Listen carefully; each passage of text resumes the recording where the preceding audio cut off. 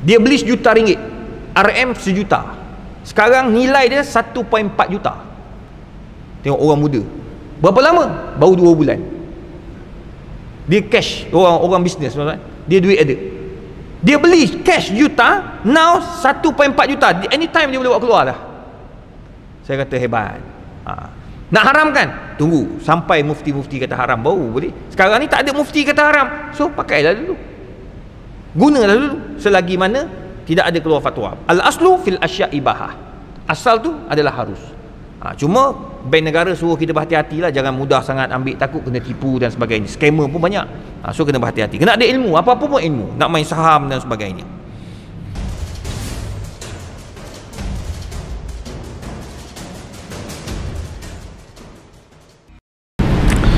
Bismillahirrahmanirrahim. Alhamdulillahi rabbil alamin. Wassalatu wassalamu ala rasulil karim wa ala alihi wa sahbihi ajma'in. Rabbi syrah li sadri wa yassir li amri wahlul 'uqdatam min lisani yafqahu qawli, amma ba'du. Assalamualaikum warahmatullahi wabarakatuh.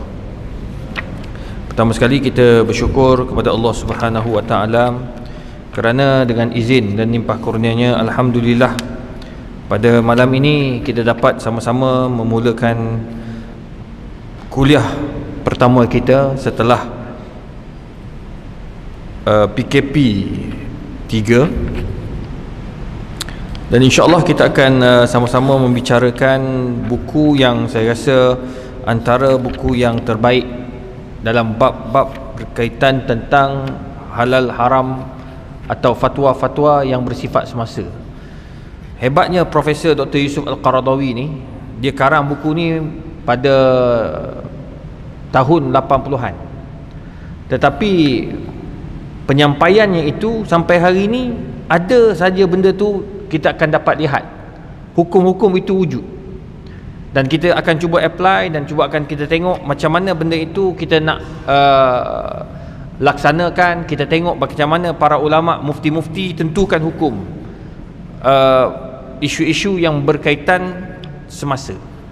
Dan buku ini bertajuk Al-Halal wal Haram fil Islam, diterjemah oleh Dr. Zulkifli Muhammad Al-Bakri, atau buku yang diterjemah oleh bekas mufti wilayah dan juga bekas menteri Jabatan Perdana Menteri bahagian agama. Dan ia merupakan bestseller dekat Malaysia saja telah terjual 22,000 naskah untuk cetakan ini, tak masuk cetakan lain lagi. Jadi insya-Allah siapa yang mempunyai duit lebih apa semua, bolehlah beli buku ni. Cuba cari macam mana nak dapat. Pihak masjid dia belikan ni daripada Pustaka Cahaya Kasturi. Dia, bila kita ada buku lagi senang, kita boleh rujuk, kita boleh baca sendiri dalam bahasa Melayu. Sebab sebelum ni diterjemah dalam bahasa Indonesia. Jadi bahasa Indonesia ni dia bahasa Melayu juga, cuma kita nak faham kadang-kadang agak sukar juga sebab dia bahasa dia lenggut tak sama. Ini orang Islam kita, orang Malaysia kita yang buat, maka kita akan lebih faham dan lebih jelas mengenai prinsip-prinsip penentuan hukum. Dalam buku ini, tuan-tuan yang dikasihi sekalian, ada beberapa bab. Dan bab-bab ini kita kena faham lah. Ya, menariknya sebab buku ini dibuat dalam bentuk macam mana para ulama dunia menentukan hukum. Jadi lepas ni kita akan bincang macam mana boleh berlaku ni solat jarak-jarak. Benda ni tak ada. Tapi macam mana mufti-mufti tentukan hukum, bukan Malaysia, seluruh dunia. Nanti saya akan masuklah tambahan-tambahan, rujukan-rujukan tambahan. Bab pertama kita akan bincang prinsip-prinsip Islam berkenaan halal dan haram. Kita akan tengok macam mana tu nak tentukan hukum. Ingat, senang-senang ulama tu tentukan hukum. Tak, dia ada prinsip dia, dia ada dasar dia, dia ada mekanisme dia. Macam mana nak tentukan hukum. Bab kedua kita akan bincang halal dan haram dalam kehidupan orang Islam. Ini lebih kepada hukum makan minum, pakaian. Baru-baru ni jadi isu juga bila sebut kalau pakai kalau kita pakai topi dikira fasik. Macam mana? Adakah dia boleh dikata fasik pakai topi tu? Pakai topi koboi fasik. Kalau gitu pakcik-pakcik yang kat kampung duk duk pergi ke kebun tu fasik habis semua tu. Tu jadi benda ni bukan senang tau. Nak tentukan hukum dia tak semudah yang kita duk anggap senang je jatuhkan hukum. Tak, dia ada kaedah dia. Yang boleh tentu ni hanya orang yang belajar dalam bidang syariah.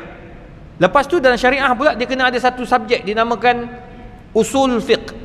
Usul fiqh ni kalau di universiti, kalau di sekolah dulu pun sekolah tak belajar. Dia di universiti BA, MA, PhD, dia wajib belajar semua tu. Dan dinamakan sebagai the killer subject. Subjek paling payah sekali lah. Sebab dia nak tentukan hukum tu dia kena tengok macam-macam, bahasanya, tafsirannya, hadis mana pakai, semua akan dilihat. Nanti kita akan tengok lah. Saya akan sampaikan dalam bahasa yang mudah lah. Saya tak akan bawa bahasa yang tinggi. Sebab buku ni banyak saya mengajar di tempat macam-macam masjid. Cuma tak sempat je. Tak sempat nak kejar masjid-masjid yang minta tu.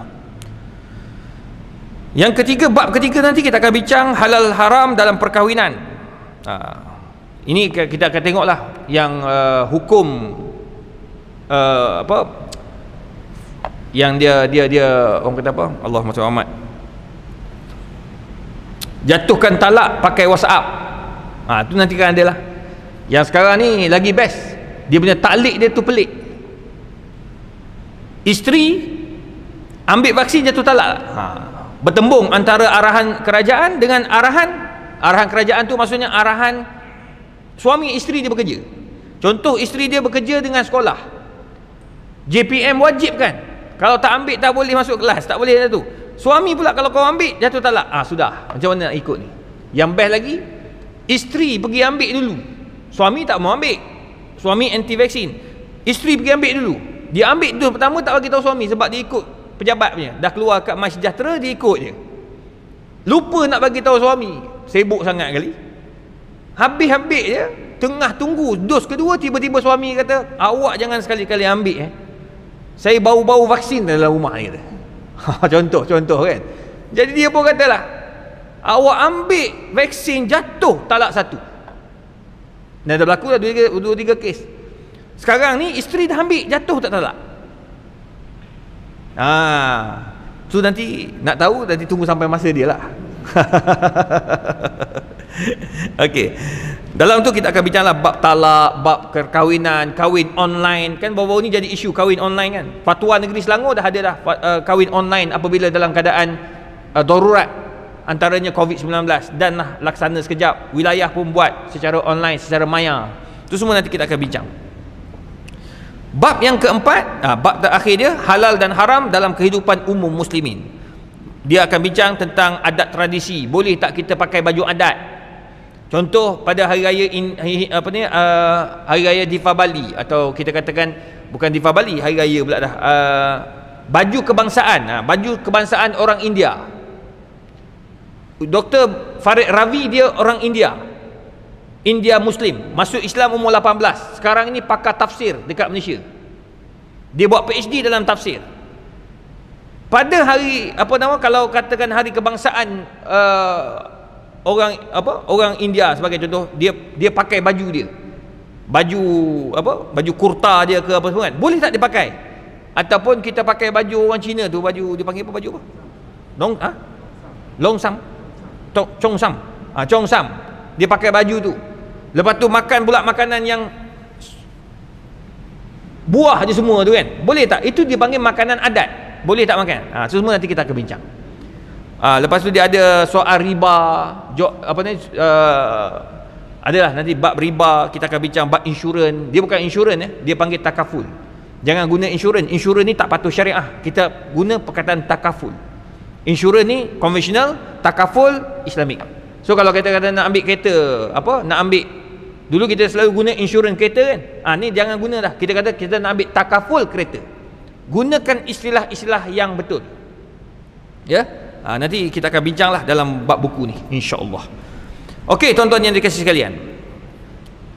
Kaedah pengajian kitab ini kita akan buat sebulan sekali. Setiap hari Sabtu minggu keempat. Setiap hari Sabtu minggu keempat. Kuliah saya selalunya sampai Isyak. Saya takkan lebih, dan saya kalau lebih pun kalau ada soal jawab, dan saya akan buka soal jawab. Itu yang sebab jadi semua masjid nak tu, sebab dia ada soal jawab. Soal jawab pula saya akan limitkan lepas isyak. Kalau lepas isyak pun paling banyak 10 minit. So takkan lebih. Saya takkan lajak sampai pukul 9.30, takkan. Saya pun banyak kerja lain. Jadi akan ambil 10 minit. Kalau ada masa. Kalau soalan tu banyak. Selalunya soalan memang banyak. Dan kadang-kadang soalan tak ada kaitan dengan tajuk pun. Dia akan tanya soalan-soalan semasa. Saya akan jawab, insya-Allah 10 minit. Dan saya akan buka soalan lebih kurang 5 atau 10 minit sebelum azan. Tengok pada keadaan lah. Kalau kata tak sempat, tajuk ni, bab ni tak habis lagi, azan, berhenti sekejap, saya buka 10 minit untuk soal jawab. Tengok pada keadaan lah. Dan tengok pada suasana keadaan masa tu. Tuan-tuan yang dikasihi sekalian, insya-Allah kita akan bertemu setiap minggu dan setiap bulan. Cuma soalan-soalan tu tuan-tuan boleh tanya kat sini, boleh tanya terus. Kalau yang dalam online, sebab online selalunya tak kurang daripada 10,000 selalunya kitab ni. Dan soalan dalam tu pun banyak. Dia orang nak tanya macam mana, dia orang boleh WhatsApp ke nombor 010 232 6621. 010 232 6621. WhatsApp boleh, SMS boleh. Nanti dia orang akan hantar kat nombor saya ataupun hantar ke pihak masjid akan hantar ke nombor tadi. Begitulah seterusnya. Baik tuan-tuan yang dikasihi, kita mula yang pertama, bab yang pertama. Bab yang pertama kita kena faham bahawa prinsip dalam menentukan hukum itu tidak mudah. Dan sebelum ni kita dah bincangkan bahawa kita tidak boleh sewenang-wenangnya mengharamkan benda yang Allah tak haramkan. Qul man harrama zinatallahi allati akhraja li ibadihi wat tayyibati minar rizq. Jangan sekali-kali kita kata, "Pak, tak boleh makan. Ni orang tengah sebar macam-macam ni jenama minuman tea life haram. Ada babi." Dah cepat betul dia keluar babi dia. Yang pelik, rokok yang difatwakan haram tu masih jual elok. Saya tak fahamlah tuan-tuan. Dia kata jangan ambil vaksin membekukan darah. Masalahnya yang bekukan darah daripada 20 juta, dia punya angka yang bekukan darah memang ada, tak nafi siapa kata KKM tipu. KKM memang ada data. Ada yang kes-kes terpencil. Dia beku, dia tak badan orang jadi sakit sebab badan tak sama. Daripada 20 juta, 0.04% yang ada kes daripada vaksin, beku darah dan sebagainya. Tapi yang peliknya, rokok tu dia punya peratus membekukan darah tu bukan 0.04, 5.7% ke atas. Maybe sampai 7, maybe sampai 8%. Itu untuk dia tak masuk lagi tu kakak-kakak yang bau suami hisap tu. Dia panggil perokok pasif. Jadi itu dia boleh hisap pula. Tu yang tak faham tu. Jadi kalau nak haramkan semua. Ada kalau dia kata saya nak haramkan, saya tak nak untuk diri saya tak boleh hisap ambil vaksin. Okey. Rokok pun saya haramkan juga. Masalah rokok dia kata ada khilaf kat situ. Tu yang tak tahan tu. Baik tuan-tuan yang dikasihi sekalian. Prinsip yang pertama dalam nak tentukan hukum, al-aslu fil asya' ibahah. Asal, muka surat 7, hukum asal sesuatu ialah harus. Kalau datanglah benda-benda baru, macam contoh benda-benda yang dilihat baik untuk kita, maka hukumnya adalah harus. Contoh, tiba-tiba ada seorang hamba Allah, dia tunjukkan kat saya, dia kata, "Ustaz, boleh tak saya nak pakai baju ni berlaku dekat Bandar Baru Bangi." Seorang hamba Allah ni dia tunjuk, kebetulan saya ada kat tailor.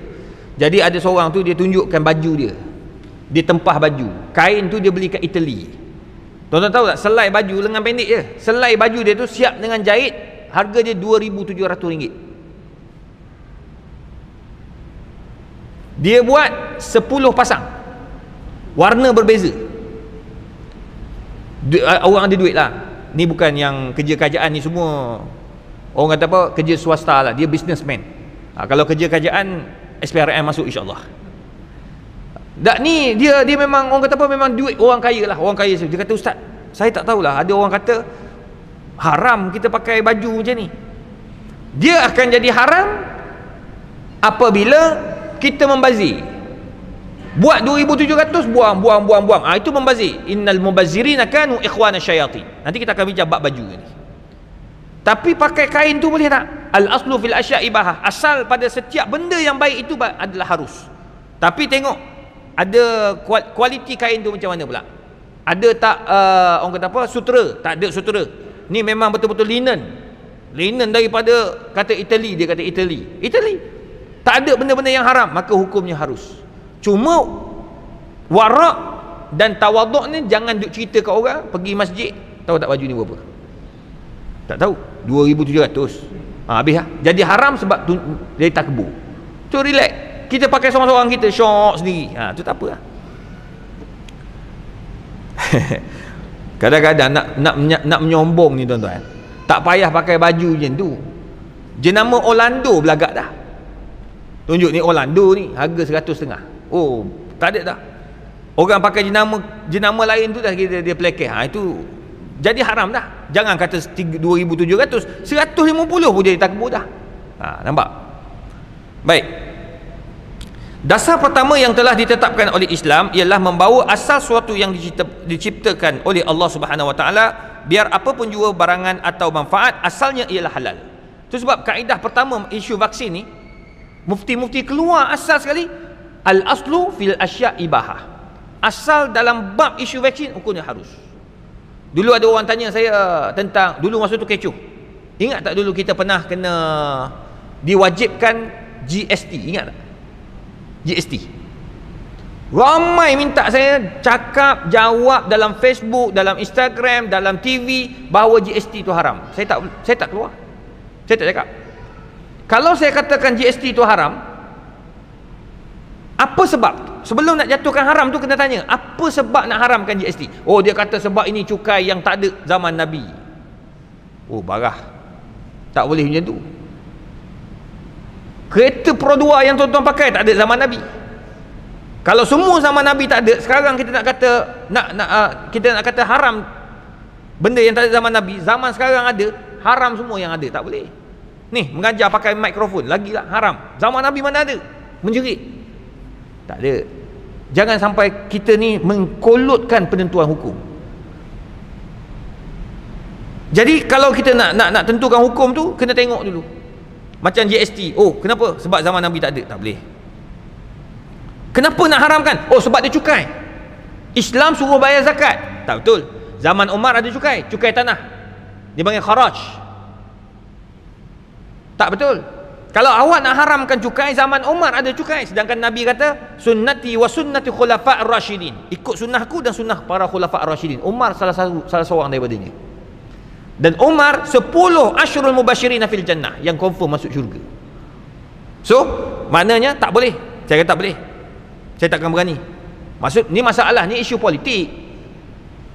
Dia jadi nak suruh haramkan, mana boleh? Saya kata takkan boleh. Nombor 3, kita nak haramkan ni sebab apa? Sebab ni benda baru, menyusahkan rakyat. Saya kata tak boleh. Yang nak tahu susahkan rakyat, kena buat kajian. Berapa ramai umat Islam, rakyat terkesan dengan benda tu. Tak ada kajian tu, maka tak boleh nak tentukan hukum lagi. Kalaulah katakan saya keluar dalam, memang ada dah ustaz-ustaz buat keluar, kata haram. Sekarang senyap semua dah. Jangan main-main. Bab hukum ni kita tak boleh patah balik tau. Kalau benda tu tak betul, bahaya. Takut nanti kan kita bagi hukum, oh silap, tu zaman tu berubah. Tak boleh. Dia hukum, dia tak boleh main-main macam tu. Nak bagi hukum biar betul-betul. Tu bab mufti-mufti nak jatuhkan satu benda nak haramkan. Contoh, baru-baru ni saya bentang tentang plasma darah. Nanti kita akan bincang nanti. Haramkan plasma darah. Tuan-tuan, saya kena bentang depan semua mufti seluruh Malaysia. Pertama. Tu baru step pertama. Sebelum bentang, saya kena buat kajian 3 tahun dengan orang sains. Orang sains masuk makmal, kaji kat mana nak haramkan, kat mana kata boleh. Cek mana mudarat, mana tak. Dah komplit, barulah hantar kepada pihak penyelidikan semak. Oh, ada kena baiki lagi. Lepas tu barulah diangkat untuk dibentang depan seluruh mufti. Bentang, kalau diorang setuju, dalam komuniti tu ada 3 orang pakar, 2 atau 3 orang profesor dalam bidang sains. So tak boleh nak tipu nak kelentong, minta maaf. Dalam tu ada pakar dia. Muzakarah tu ada orang pakar dia, pakar sains dan sebagainya. Dia orang setuju, barulah saya dibenarkan untuk membentang di setiap negeri-negeri. Sama lah juga macam benda-benda lain, nak buat hudud ke apa benda, mesti macam tu cara dia. Saya akan bentang depan mufti-mufti, depan mufti, saya akan mufti negeri Selangor, saya bentang depan mufti Selangor. Dalam mufti Selangor tu ada pula ahli muzakarah dia, profesor pun ramai dalam tu. Bentang, dia orang tanya, habis dekat setengah jam 45 minit. Kalau dia orang puas hati, baru difatwakan sama ada fatwa di warta atau tidak, antara dua je. Selalunya dia hanya fatwa digunakan untuk penggunaan sijil halal. Tengok, dia bukan mudah nak mengharamkan suatu benda tu. Kita tiba-tiba nak haramkan GST, tak boleh. Kalaulah saya kata haram sebab cukai, maka kawan-kawan kita yang kerja dekat LHDN semua jadi haram kerja. Kesian tau, mana boleh macam tu. Kawan-kawan kita kerja kat LHDN, dia bantu ni pembangunan negara, buat jalan raya, duit daripada LHDN lah. Buat tu, buat ni, semua dari pembangunan. Itu sebab zaman Umar dia ambil kharaj untuk pembangunan sebuah negara. Pembangunan Madinah tu bermula dengan benda tu. Tu satu. Yang kedua, Kastam di Raja Malaysia. Saya dibesarkan dengan oleh bapa saya kerja kastam. Makan gaji daripada kastam. Kalau katakan kastam yang buat urusan GST ni, maka semua yang kerja kastam juga ada haram. Sebab haram kita bermuamalah, haram kita ambil. Habis. Tu jangan main-main. Tu sebab nak tentukan hukum sangat berhati-hati. Alhamdulillah saya tak terikut dengan suasana tersebut. Tapi adalah kawan-kawan yang lain, lah kali suruh sekalian semua senyap. Dikhabarkan pula, dilihat bahawa GST mungkin baik untuk dikembalikan semula. Tu je. Itu tak apa, itu dia boleh buat, dia boleh tarik, tapi hukum jangan. Hukum ni biar mufti yang tentukan sama ada haram atau tidak, dan tak ada seorang pun mufti kata GST itu haram. Tengok. Itu sebab asal pada setiap perkara yang kita nak buat itu adalah harus mula-mula dulu. Contoh, sekarang ni orang muda tengah main kripto, apa lagi? Bitcoin. Oi, kaya-kaya tuan-tuan, muda memang. Ni ada kawan saya, dia beli kripto ke Bitcoin, rasa Bitcoin. Saya pun tak, sebab saya tak main, dia tunjuk kat saya lah, dia tunjuk, dia boleh tengok dalam ni. Tiap-tiap hari tengok, bangun subuh tu, bukan pergi ambil uduk tu, tengok tu, naik turun. Dia letak dalam grup, naik. Dia beli RM1 juta, RM RM1 sekarang nilai dia 1.4 juta. Tengok orang muda. Berapa lama? Baru 2 bulan. Dia cash, orang bisnes, dia duit ada. Dia beli cash juta, now 1.4 juta. Anytime dia boleh buat keluar dah. Saya kata hebat. Nak haramkan? Tunggu sampai mufti-mufti kata haram baru boleh. Sekarang ni tak ada mufti kata haram, so pakailah dulu, gunalah dulu, selagi mana tidak ada keluar fatwa. Al-aslu fil asya' ibahah. Asal tu adalah harus. Cuma bank negara suruh kita berhati-hati lah, jangan mudah sangat ambil, takut kena tipu dan sebagainya. Scammer pun banyak. So kena berhati-hati. Kena ada ilmu, apa-apa pun ilmu. Nak main saham dan sebagainya.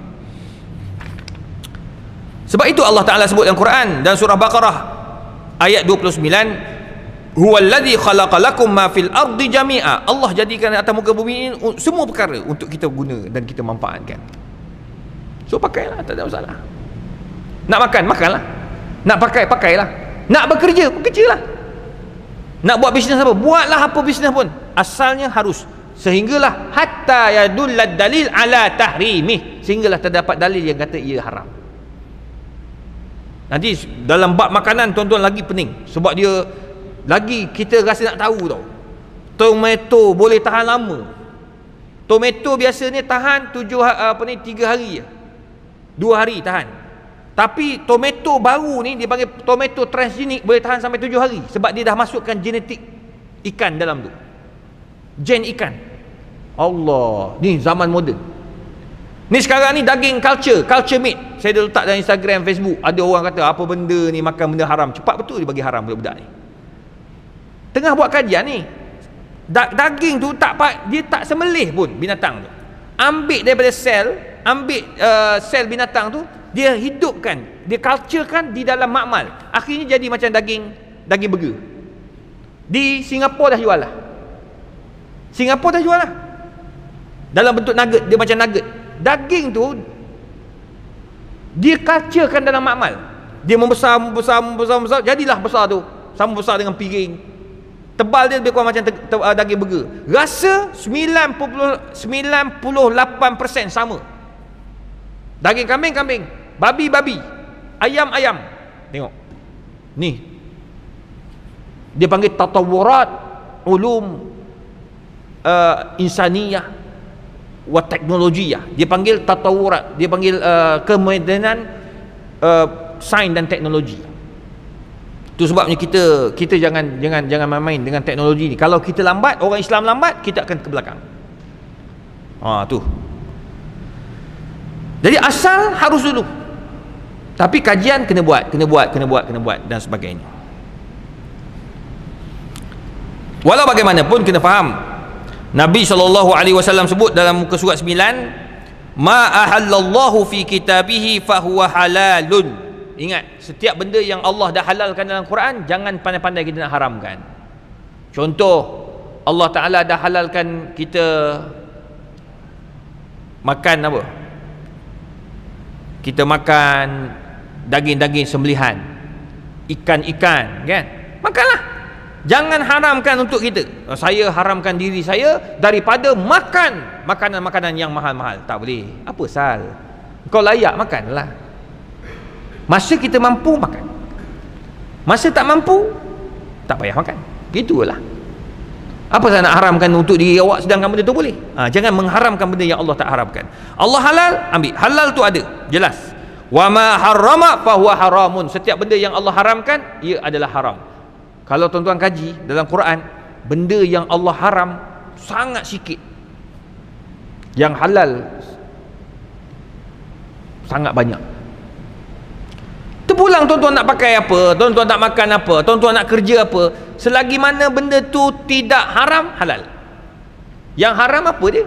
Arak. Ada yang terlibat dengan arak, yang terlibat dengan judi, yang terlibat dengan penipuan, yang terlibat dengan apa lagi? Yang terlibat dengan benda-benda yang Allah jelas-jelas kata haram. Dah, baru jadi haram. Wa illa fala. Kalau tidak, ia tak jadi haram. Itu sebab orang nak haramkan kita berzikir lepas sembahyang. Apa cerita? Dalam bab ibadat dia tawakuf. Tapi kalau kita tak mengatakan, oh zikir lepas sembahyang ini, kita bagi tahu zikir ramai-ramai ni Nabi suruh zikir ramai-ramai, tu baru jadi tak betul.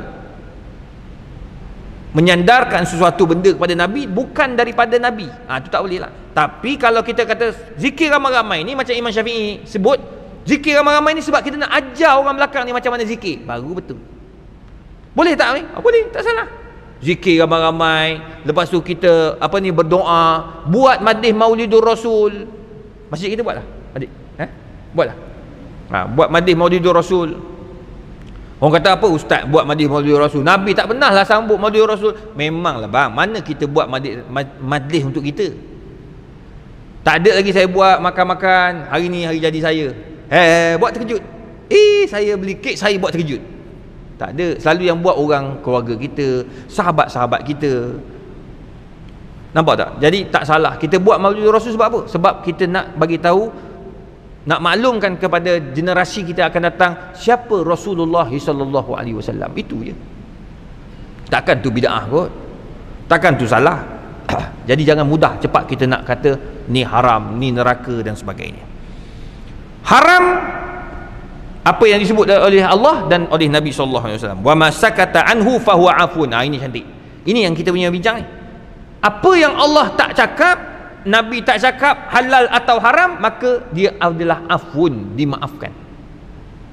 So terpulang nak pakai, tak mau pakai tak apa, nak pakai minyak wangi jenama mahal, silakan. Tapi penting kamu bukan ambil hak orang, kamu bukan membazir, kamu bukan belagak, sombong dan sebagainya. Itu dia. Faqbalu minallahi afiyatih, dan terimalah segala apa yang Allah dah maafkan. So jangan kita pula pandai-pandai mengharamkan dan sebagainya. Baru ni ada seorang orang Pening, tiba-tiba dia cakap kat saya, dia kata, saya minta maaf, buah pala haram. Buah pala haram. Saya kata, macam mana kau ni, buah pala haram? Saya kata, awak pakai fatwa mana? Oh, dia pakai fatwa dekat orang putih. Ada dalam YouTube, ada scholar dekat orang putih tu kata buah pala ni haram sebab dia ada apa? Ada alkohol. Bang, mana boleh macam tu? Tapai dia punya kadar alkohol boleh capai sampai 3% tau. Tapi mabuk tak makan tapai. Kau orang masjid Taman Tun Hussein tak makan tapai. Lama tak kenduri kan? Selalu kenduri mesti ada tapai kan? Tapai putih lah, tapai merah lah. Ada ke tapai merah? Yang penting tapai lah. Tapai dalam daun, tapai dalam bekas. Semua orang makan. Mana ada orang mabuk? Kalau ada seorang dua mabuk, kalau 100 orang makan, 2-3 orang mabuk, dia panggil nadir, jarang-jarang. An-nadir la hukma lahu. Benda jarang jangan jadikan hukum. Kalau arak, 100 orang minum arak, 2 orang tak mabuk, 98 mabuk, maka hukumnya haram. Jadi tak bolehlah kita nak kata apa, dalam buah pala tu ada alkohol menyebabkan kita mabuk. Mana ada orang tak mabuk, fatwa kita pun tak keluar haram. Yang saya kata, kita duduk kat Malaysia, awak duduk kat Pening, fatwa Pening kata haram tak? Tak. Jadi jangan pandai-pandai kau nak mengharamkan benda yang Allah tak haramkan, yang ulama tak haramkan. Oh, minta maaf, saya memang akan pegang kata-kata scholar tu. Saya pun okey lah, diam, terpulang lah. Mak saya, kalau orang ni saya malah cakap, tengok dia nak keluarkan beg dia, buka beg tu, tengok ada elok dia, Marlboro. Haram betul budak ni. Marlboro kau sapu, buah pala haram. Macam-macam manusia.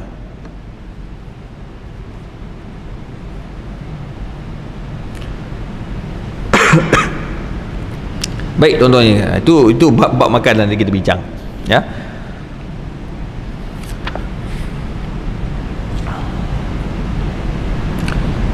Ini dalam bab keduniaan. Dalam bab-bab yang berkaitan dengan keduniaan, selagi tidak ada bukti yang kata ia haram, maka ia adalah halal. Harus dulu. Tapi dalam bab ibadat, nanti kita bincang. Saya dah buka soalan sebab lagi ada 5 minit nak azan, 6 minit. Nanti kita akan bincang, walaupun kita faham, jangan salah guna kaedah pula. Nanti kan tuan-tuan kata, ustaz kata selagi tak ada dalil halal. Nanti kan tiba-tiba datang mimpi terakhir baru ni. Oh betul, Ustaz Izhar dah cakap al-aslu fil asya' ibahah, asal setiap benda itu adalah harus. Jadi mimpi terakhir itu harus kita percaya. Nah, nanti dulu kau tak habis belajar lagi. Hari tu kau datang hadir kuliah yang pertama, kuliah kedua kau tak datang. Ni kuliah kedua kita bincang bab ibadat pula. Bab ibadat, bab akidah. Al-aslu fil ibadat at-tawaqquf. Dalam bab ibadat dia tawakuf dulu. Tawakuf maksudnya kaji dulu mana hukum dia. Ada dalil tak? Cek boleh tak kita buat benda tu. Contoh, saya dengar cerita ada guru saya bagi tahu seelok-eloknya kita kena buat qada subuh. Qada subuh? Ya. Kita kena letak dalam diri kita ni bahawa solat subuh kita, solat zuhur kita, semua solat-solat kita tu tak sah pula. Habis apa? Lepas sembahyang subuh sekali lagi. Kenapa? Yang pertama tadi kita anggap yang pertama tak sah. So ada backup. Ikut sedap dia je. Lepas sembahyang zuhur berjemaah, dia sembahyang zuhur seorang pula. Tu tak boleh.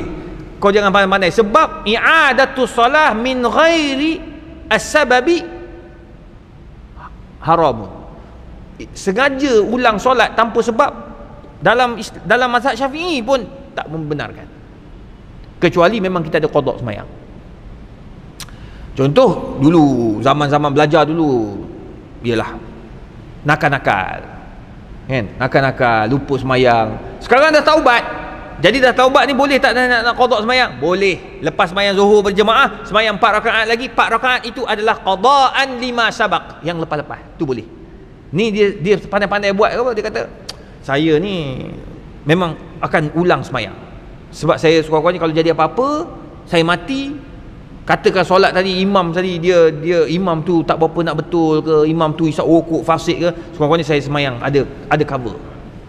ada cover itu tak boleh, tak boleh jadikan hukum. Sebab apa? Sebab itu perlu kepada dalil. Itu nanti kita bincang. Contoh, sekarang ni orang suka cerita, saya jumpa Nabi Muhammad SAW. Kenapa? Dia suruh kita semua semayang 5 rakaat selepas Zuhur, contoh. Abaikan. Dia ni cakap apa ni? Kau jumpa Nabi Muhammad dalam mimpi, itu untuk kamu seorang. Jangan pandai-pandai pergi bagi tahu, pegang mikrofon, tuan-tuan, saya baru tadi mimpi Nabi. Nabi suruh tuan-tuan perempuan letakkan dalam tabung masjid kita ini sekurang-kurangnya RM10. Kalau tidak, kita akan ditimpa bala. AJK boleh angkat, dia lempar keluar terus. Itu confirm sesat. Dia tak boleh cakap macam tu. Untuk dia. Mungkin Nabi bagi tahu kat dia dalam mimpi. Kalau mimpi itu mimpi Nabi, tu Nabi takkan diikut takkan disurupai oleh syaitan. Iblis takkan boleh serupa Nabi. Fa inna syaitan la yumathilu bi, sebab syaitan tak boleh nak menyerupai Nabi SAW. Jadi kalau mimpi jumpa Nabi suruh buat sesuatu, untuk kita kena buat. Kena buat. So setiap orang ada macam-macam cara dia Nabi jumpa dia. Ya, wallahu alam. Jadi insya-Allah pada pertemuan akan datang kita akan bincang muka surat 12, iaitu berkaitan tentang Allahumma salli Muhammad, benda baru dalam bab agama. Ni macam mana pula ni? Boleh tak? Nanti kita bincang, ya. Saya nak buka soalan. Silakan. Azan berapa minit? Lagi 2 minit, 3 minit. Dan satu soalan dulu. Ada soalan?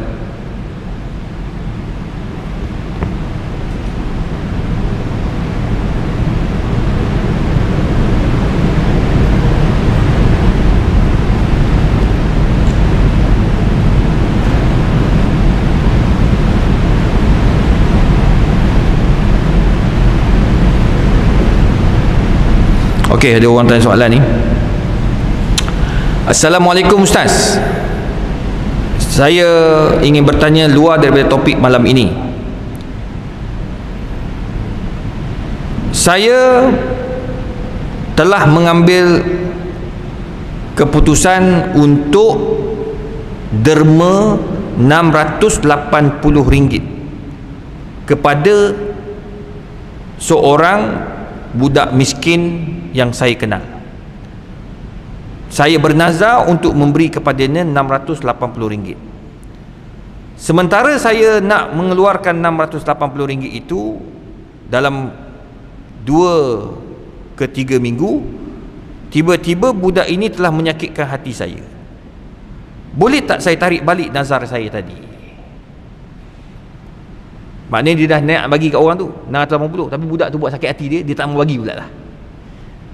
Pertama, apabila dah bernazar, tunaikanlah nazar tersebut. Itu tanda kita janji dengan Allah, maka kita kena tunaikan janji tersebut.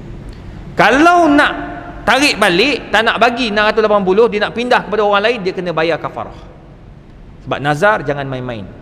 Nazar ni kita sebut nazar, aku bernazar nak bagi 680 kepada budak ni, budak tu lah kena bagi. Tapi kalau dia bernazar, dia sebut InsyaAllah aku nak bagi, InsyaAllah aku nak bagi budak ni 680, itu baru niat. Kalau buat dapat pahala, dapat niat sedekah. Tapi kalau katakan dia tak bagi, dia tak berdosa sebab baru niat. Tapi nazar dia wajib bagi, tak bagi dia berdosa. Kalau dia tak nak bagi, dia kena bayar kafarah. Wallahu alam. Tuan-tuan puan, kita jawab sikit soalan. Ada 3-4 soalan yang masuk. Assalamualaikum Ustaz. Soalan saya ialah, saya tidak dapat slot solat Jumaat dan jemaah solat di luar pagar masjid. Bagaimana tu Ustaz? Sah ke solat saya? Masjid kita berapa ramai? Masjid ni berapa ramai? Berapa? 500? Okey. Masjid kita 350 dalam masjid kan. Lepas tu ada orang semayang kat luar pagar sebagai contoh. Dia syarat untuk putus soft ini 200 meter. Jadi kalau katakan berlaku orang tu dia nak semayang sangat, yalah tak boleh larang orang semayang ni. Orang nak semayang, biarlah dia semayang. Betul tak? Yang kena larang orang minum arak. Lebih-lebih lagi arak timah. Kan? Bubuh nama pun dah tak betul dah. Orang asam betul. Memang biadab lah kalau bubuh nama. Kan bagi timah kena bubuh Omar pula. Lepas Omar kan bakar pula. Habis. Tak ada sensitivity langsung. Itu nama dia biadab. Katakan dia syarat sunnahnya semayang rapat-rapat. Tetapi disebabkan isu COVID, dibenarkan untuk jarak-jarak. Jangan kata solat, hatta duduk kat mana-mana pun dia kena jarak-jarak. Memang macam tu. Dalam kapal terbang pun dia jarak-jarak. Tapi sekarang ni dia dah rapat apabila sudah cukup semua vaksinasi. Saya pergi masa ada urusan rasmi kan, kerajaan, walaupun PKP masuk, kita dapat surat boleh pergi naik kapal terbang. Tapi naik satu kapal terbang tu berapa orang je? Ni orang Firefly ni.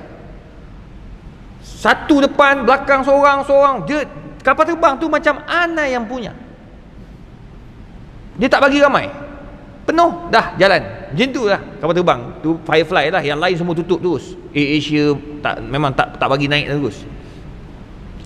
Jadi orang dia kalau ikutkan semayang kena rapat-rapat. Tapi bila dah COVID, dia jarak-jarakkan. Seluruh dunia buat macam tu.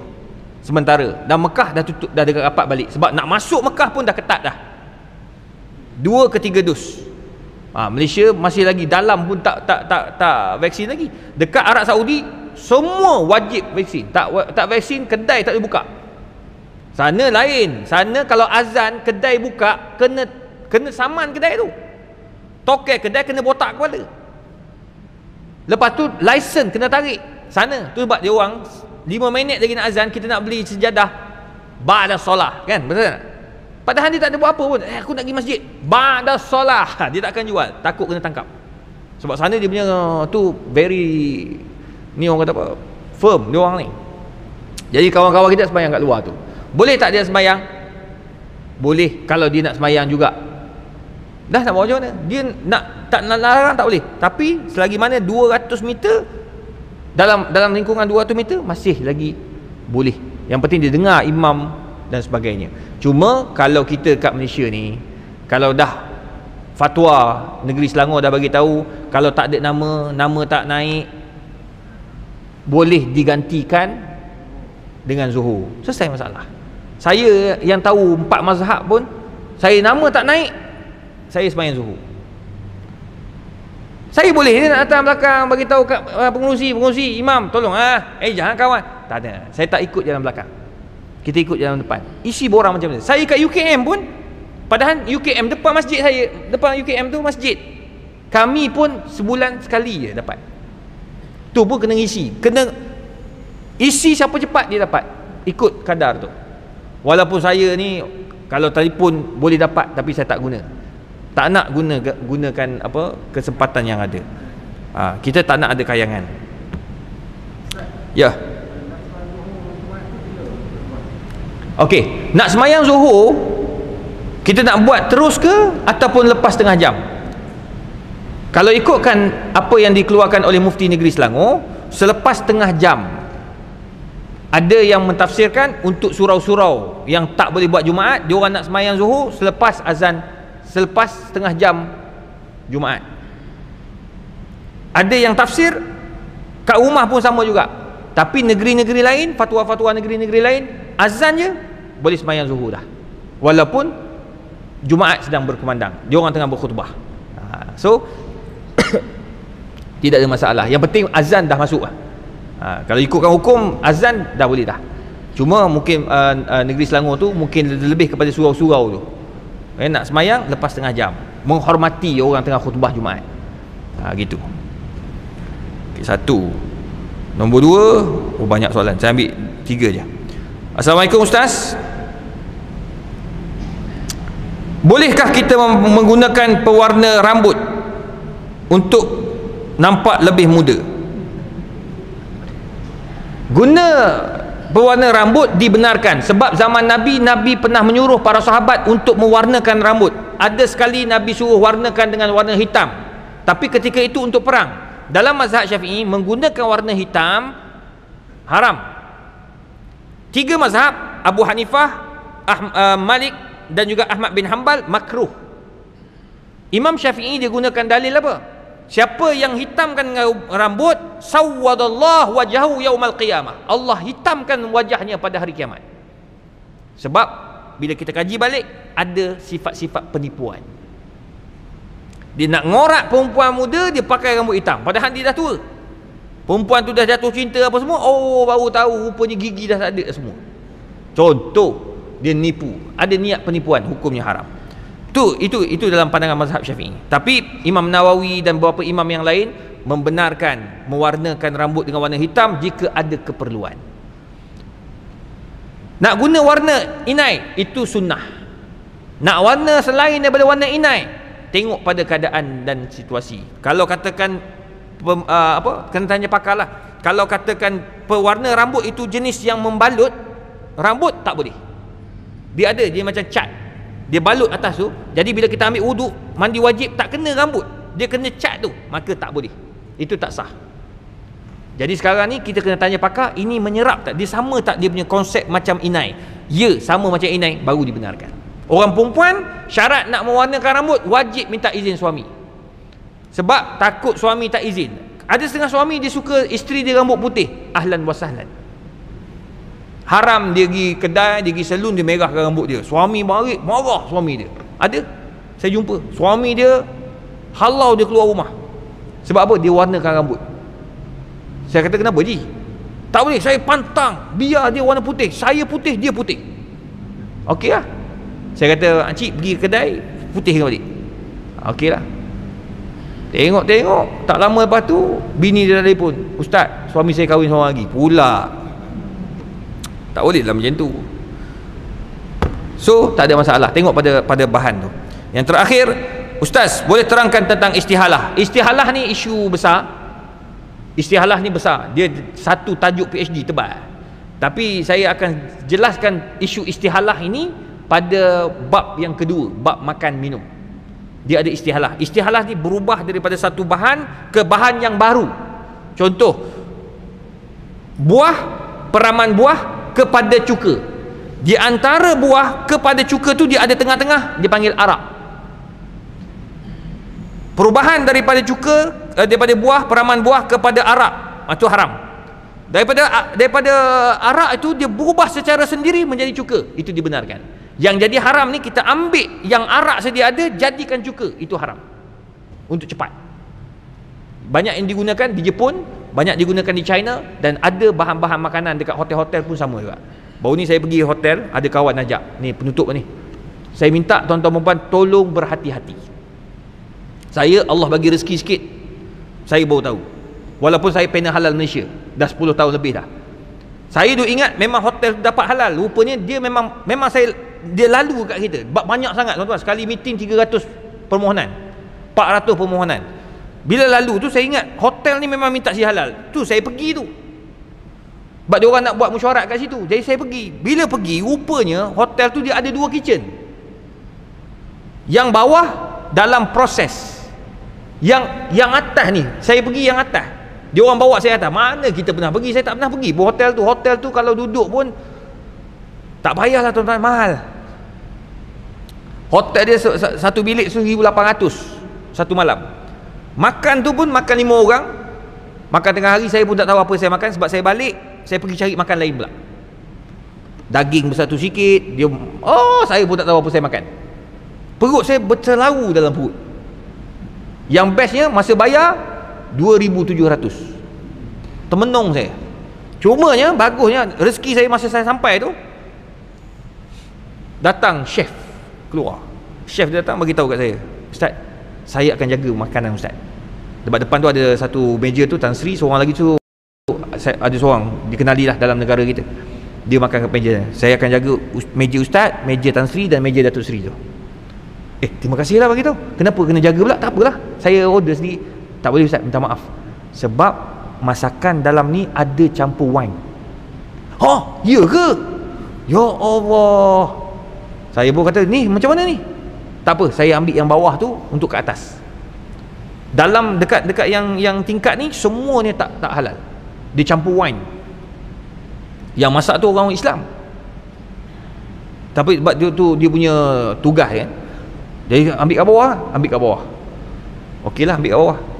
Tapi nak bagi tahu, dia kata kat mana wine tu? Ada satu kuih, dia bawa datang kuih dessert tu bulat, donat bulat. Dalam donat tu ada arak. Astaga, betul popok ni. Jadi tu sebab berhati-hati tuan-tuan, kalau nak pergi makan ni minta yang ada siri halal. Lepas tu saya kata, kamu kena dapat siri halal. Oh, dia kata ustaz, memang dah dalam proses dapat. Kena ada penambahbaikan. Tapi restoran bawah bukan yang ini. Yang ini semua haram. Kata. Pening kepada saya. Lah, terus tak lalu makan saya. Tapi dia ambil daging kat bawah tu bagi. Tapi memang macam tu lah. Tapi nak bagi tahu tuan-tuan perempuan, berhati-hatilah bab makan ni. Tu kalau ikutkan sebagian ulama dah jadi istihalah lah. Katanya sebab apa? Sebab dah berubah daripada arak tu dah jadi donat. Tapi ini dalam mazhab Syafi'i tak boleh terima. Sebab kita masih boleh detect arak yang ada dalam makanan tersebut melalui saintifik. Itu nanti tajuk dia akan sampai. Dan insya-Allah kita akan bincang pada pertemuan yang akan datang. Kita jumpa pada bulan hadapan insya-Allah minggu keempat. Dan kalau boleh beli buku, belilah buku agar kita sama-sama dapat catat dan sebagainya. Auzubillahi minasyaitonirrajim. Bismillahirrahmanirrahim. Alhamdulillahirabbil alamin. Wassalatu wassalamu ala rasulil karim wa ala alihi washabbihi ajmain. Allahumma faqihna fid din wa 'allimna at-ta'wil. Wa sallallahu ala sayyidina Muhammadin wa ala alihi washabbihi wasallam. Wallahu minna wa minkum.